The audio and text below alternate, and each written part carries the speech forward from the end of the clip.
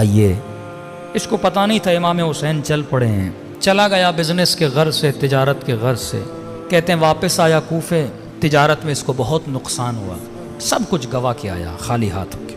گھر آیا، جیسے گھر کا دروازہ کھلا، اس کی بیوی اور اس کی 4-5 سالہ بیٹی صحن میں بیٹھی تھی. کہتا ہے جیسے میری بیٹی نے مجھے دیکھا نا، دوڑے دوڑے آئی اور میرے سینے سے آ کے لپٹ گئی. کہتا ہے جب سفر پہ گیا تھا، میری بیٹی نے مجھ سے کچھ مانگا تھا کہ بابا جب واپس آؤ نا اپنی بیٹی کے لیے یہ چیز لے کر آنا. کہ رب جیسے بیٹی سینے پہ لگی نا، باپ تھا سب کچھ گوا کے پہنچا تھا. میں نے کہا بیٹی پوچھے گی بابا یہ لائے، میں نے یہ گفٹ بولا تھا، لیکن بیٹی نے یہ نہیں پوچھا. پہلا سوال جو میری بیٹی نے کیا، کہنے لگی بابا آپ کربلا نہیں گئے. کہہ رہا بیوی سے کہا کیا کہہ رہی؟ کہنے لگی شوہر کچھ کما کے لائے ہو، اتنے دنوں سے نہیں تھے. کہا نہیں زوجہ نقصان ہوا بہت. کہا گھر میں کچھ بھی نہیں ہے کھانے کے لیے. کہا بیٹی کیا کہہ رہی ہے؟ کیا شہر میں اعلان ہوا ہے کہ کربلا میں ایک باغی آیا ہے، جو بھی اسے مارے گا تلوار کے وزن کے برابر سونا دیا جائے گا. کما کر لائے ہو؟ کہ نہیں. کہا جلدی جا، گھوڑا اٹھا، جلدی پہنچ، دیر نہ کر.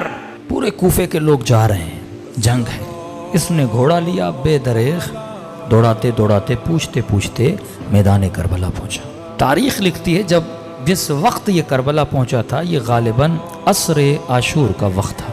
اس نے دیکھا میدان کربلا پہ لاشیں بکھری ہوئی ہیں. ایک ہجوم ہے گھوڑے سواروں کا، نیزے برداروں کا، اور اس ہجوم کے بیچ میں ایک شخص تکو تنہا کھڑا ہے. کوئی اسے پتھر مارتا ہے، کوئی اسے تیر مارتا ہے، کوئی اسے نیزہ مارتا ہے، کوئی دور سے تلوار مارتا ہے. کہتا میں سمجھ گیا یہ دشمن ہے جسے مارنا ہے. میں بھی اس بھیڑ کے اندر گیا، اس ہجوم کے اندر گیا. میں نے کہا میں پیچھے کیوں رہوں؟ میں نے بھی ایک پتھر اٹھایا اور آگے بڑھ کے اسے مارنا چاہا. کہ جیسے مارنا چاہتا تھا نا، اس نے نگاہیں بلند کر کے مجھے دیکھنا شروع کیا. کہتا ہے وہ ہیبت اس کی نگاہوں میں تھی، وجود پہ لرزہ طاری ہو گیا. اب جو چہرہ دیکھا تو نورانی، ماتھا دیکھا تو سجدوں کے نشان. میں نے کہا یہ تو کہہ رہے ہیں کسی باغی کو مارنے آ رہے ہیں، یہ شکل باغیوں کی تو نہیں ہے. فوراً اپنے عقل کو روشن کیا اور جہالت کے لشکر کو مارا. کہ کہیں ایسا نہ ہو غلط آدمی کو مار دو، پہلے پوچھو تو صحیح کون ہے. کہتے آگے بڑھا اور میں نے کہا السلام علیک ایھا الشیخ الکبیر، اے بوڑھے تجھ پر میرا سلام ہو. کہتے جب سلام کیا نا تو گویا اس کے چہرے پہ خوشی کے آثار آ گئے. کبھی سوچا عاشور کے دن 100 مرتبہ مولا کو کیوں سلام کہنے کے لیے بولا گیا؟ ایک بار سلام کرو. کہ نہیں، عاشورہ کے دن میرے بابا حسین کو 100 مرتبہ سلام کرو. کہ مولا زین العابدین اتنے سلام کیوں؟ کہ کیونکہ عاشورہ کے دن میرا بابا ترس گیا تھا، کوئی سلام کرے میرے بابا کو. کہتے تھے یہ مسلمان نہیں ہے، اس کو کیوں سلام کریں؟ اس نے کہا السلام علیک ایھا الشیخ الکبیر، اے بوڑھے تجھ پر میرا سلام ہو. اس نے کہا وعلیک السلام، تجھ پر بھی میرا سلام ہو. میں نے کہا آپ کون ہیں؟ کہ عجیب ہو، بلاتے بھی خود ہو، پوچھ بھی خود رہے ہو میں کون ہوں. کہ متعجب ہوا کیا مطلب؟ کہ تو نے خط نہیں لکھا تھا حسین کو؟ اب 5 منٹ کے لیے تصور کریں تیرے ہاتھ میں پتھر ہو اور تو کسی کو مارنا چاہے، اسی وقت تجھے پتا چلے یہ تیرا امام زمانہ ہے. کیا گزرے گی انسان پہ؟ محب تھا، عاشق تھا. کہتا بدن پہ لرزہ طاری ہوا. میں نے کہا حسین؟ کہاں محمد کا نواسا حسین ہوں. کہتا ہے دوڑا دوڑا مولا کے قریب گیا.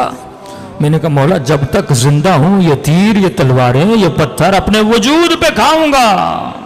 امام نے کہا نہیں، تیرا نام شہداء میں نہیں ہے. حسین کی بات مان، وقت بہت گزر چکا ہے، جتنا جلدی ہو سکے کربلا کی سرزمین سے نکل جا. میں نے کہا مولا اس حال میں اپنے مولا کا حکم دے رہا ہوں نکل جا، تیرا نام شہداء میں نہیں ہے.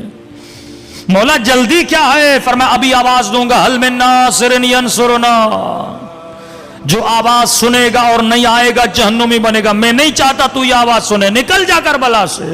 علماء فرماتے پتہ نہیں حسین کیوں اتنا اصرار کر رہے تھے. کہ شاید حسین یہ چاہتے تھے کوفے میں کوئی تو ہو میری زینب کے لیے چادر کا بندوبست کرے، کوئی تو ہو جو میری غربت کا اعلان کرے. کہتا جب حکم دیا نا امام نے، روتی ہوئی آنکھوں سے قدم پیچھے کرتا گیا.